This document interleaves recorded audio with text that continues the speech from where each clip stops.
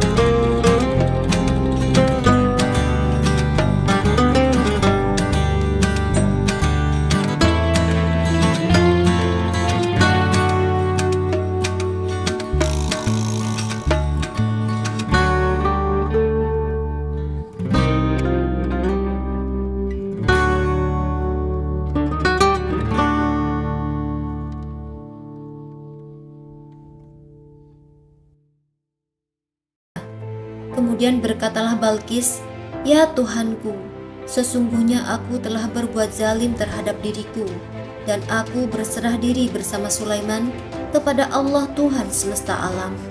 Quran Surat An-Naml ayat 44. Sahabat semesta, keberadaan istana Nabi Sulaiman saat ini hanya menyisakan sebidang tembok, lantaran dulunya istana yang megah itu dihancurkan oleh bangsa Yahudi. Lucunya, setelah istana itu hancur dan hanya tersisa tembok, kaum Yahudi di abad modern justru mengklaim sebagai miliknya, sampai-sampai mereka bahkan menyebutnya dengan istilah Wailing Wall atau tembok ratapan. Sejak masuknya Zionis ke bumi Palestina, ada banyak sekali klaim serta kebohongan yang mereka sebarkan hanya untuk menguasai seluruh tanah Yerusalem untuk istana Nabi Sulaiman saja. Zionis Yahudi sampai membuat klaim bahwa Masjidil Aqsa dibangun di atas runtuhan istana. Karena itu, salah satu alasan mengapa Zionis Israel tega menjajah dan membunuh warga Palestina tak lain dan tak bukan disebabkan oleh klaim tersebut. Yang paling mengejutkan, para Zionis Yahudi juga percaya jika kuil Sulaiman merupakan lambang kekuatan, sehingga siapa saja yang berhasil menemukan kemudian membangunnya kembali, maka secara otomatis mereka juga akan menguasai dunia.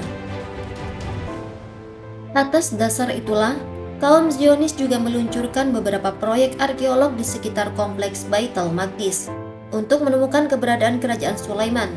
Misalnya pada tahun 1970, pemerintah Israel memulai penggalian secara intensif di sisi selatan dan barat luar tembok Masjidil Aqsa.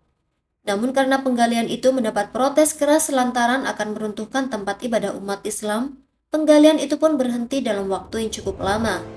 Kemudian pada 1984, Departemen Arkeolog Israel kembali menggali terowongan itu di bagian barat Masjidil Aqsa. Untungnya proyek itu kembali terhenti lantaran pada saat itu UNESCO mengeluarkan larangan. setelah mereka menemukan struktur dan kondisi bangunan di kompleks Bait al-Maqdis semakin memburuk disebabkan penggalian sebelumnya. Namun anehnya, meski UNESCO mengeluarkan larangan menggali di bawah kompleks Bait al-Maqdis pada awal 2007, Zionis Israel kembali melakukan penggalian yang bahkan dekat dengan Masjidil Aqsa.